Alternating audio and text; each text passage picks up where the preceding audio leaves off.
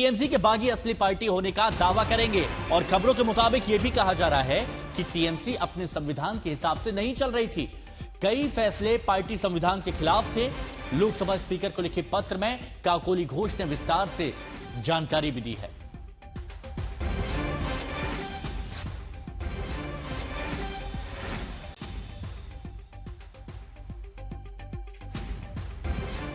तो टीएमसी इन दिनों लगातार अंदरूनी कलह से जूझ रही है। और इस वक्त की एक और बड़ी खबर आपको बता दें कि पार्टी के एक और सांसद ने राज्यसभा से इस्तीफा दे दिया। सांसद का नाम है प्रकाश चिक बराइक, जिन्होंने इस्तीफा दिया। राज्यसभा से सबसे पहले टीएमसी के सांसद सुखेंदु शेखर रॉय ने पद छोड़ा। फिर नंबर आया सुष्मिता देव का, जिन्होंने कल इस्तीफा दिया। और अब प्रकाश चिक बराइक ने टीएमसी को झटका दे दिया है, अलविदा कह दिया है। अब तक 3 राज्यसभा सांसदों ने टीएमसी छोड़ी है। असेंबली इलेक्शन का रिजल्ट आया, ये हम लोग को पक्ष में नहीं आया। साथ ही इस मैंडेट को देखते हुए मैं भी अपना पद से इस्तीफा दिया, क्योंकि मेरा भी कंस्टिट्यूंसी में उस तरह रिजल्ट नहीं हुआ। अभी गणतांत्रिक देश का गणतंत्र जिसको चाहती है वो उसको एक्सेप्ट करना जरूरी है। प्रकाश जी, कैसा काम आपको लग रहा है अभी जब से बीजेपी सरकार आई है, वो कैसा काम कर रही है बंगाल में? अच्छा कर रहा है, क्योंकि केंद्र और राज्य दोनों को मिलकर काम करना चाहिए। अच्छा काम कर रहा है। आपको लग रहा है कि अब तक केंद्र की तरफ से वो समर्थन जो जरूरत थी वो नहीं हो पाया? असुविधा तो था अभी, लेकिन असुविधा नहीं है। अभी कोलिब्रेशन हम लोग को स्टेट एवं केंद्र दोनों को मिलकर काम करना है।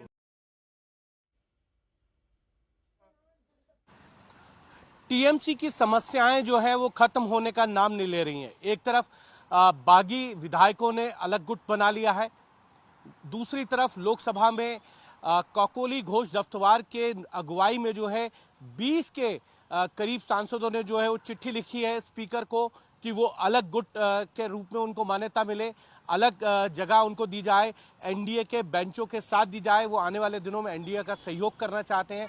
दूसरी तरफ अगर आप देखें तो आज प्रकाश चिक बराइक ने इस्तीफा दे दिया है राज्यसभा से। वो तीसरे सांसद है राज्यसभा के जिन्होंने पिछले दिनों में इस्तीफा दिया है। अब राज्यसभा में टीएमसी की जो संख्या है वो 13 से घटकर 10 हो गई है। इन 3 सांसदों ने जिन्होंने इस्तीफा दिया है उनमें सुखेंदु शेखर रॉय हैं, सुष्मिता देव है और अब प्रकाश चिक बराइक है। अगर देखा जाए तो आने वाले दिनों में जो हमको सूत्रों से खबर मिल रही है उसमें 3 सांसद और जो है वो राज्यसभा से इस्तीफा दे सकते हैं। तो बागी से बगावत करने वालों पर टीएमसी सांसद कीर्ति आजाद ने हल्ला बोल दिया, हमला बोला और कहा है कि वो सभी भगोड़े हैं। अब उन्हें भ्रष्टाचार दिख रहा है तो उन्हें ये पहले ही रोकना था। आरोप लगाने वाले बागी सांसदों ने भ्रष्टाचार रोका क्यों नहीं, ये कीर्ति आजाद पूछ रहे हैं।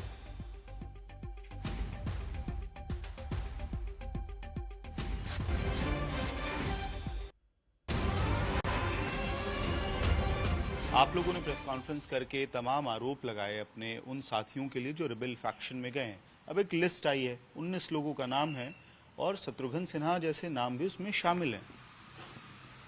आरोप तो नहीं लगाए। आरोप कैसे? कौन से आरोप?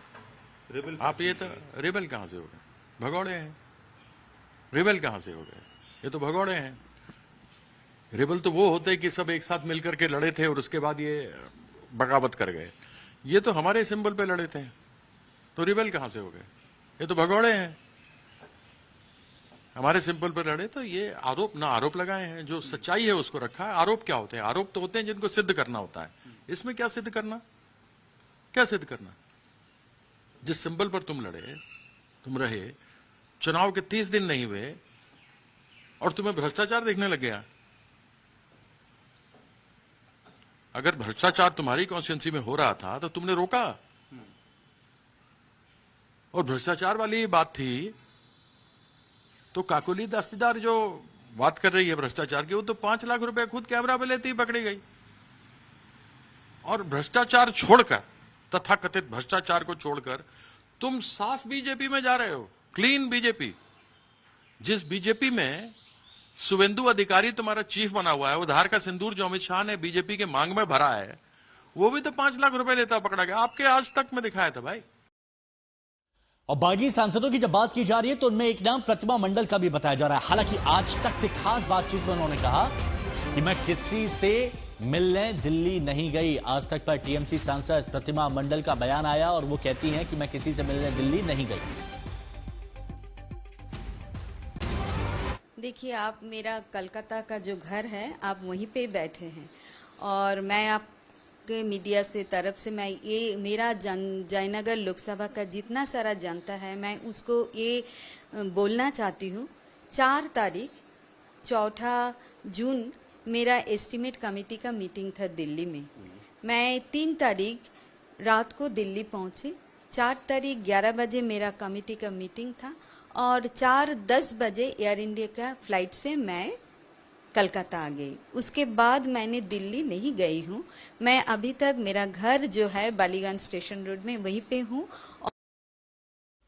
तो दौरे बगावत टीएमसी में जारी है। एक तरफ रुद्र बनर्जी ने कल ऐलान किया था कि अब उनके साथ 64 विधायक हैं, तो उधर बागी सांसदों की लिस्ट को लेकर भी सियासत तेज है। इन सबके बीच आज फर्जी हस्ताक्षर मामले में अभिषेक बनर्जी की याचिका पर कोलकाता हाईकोर्ट में सुनवाई होने जा रही है।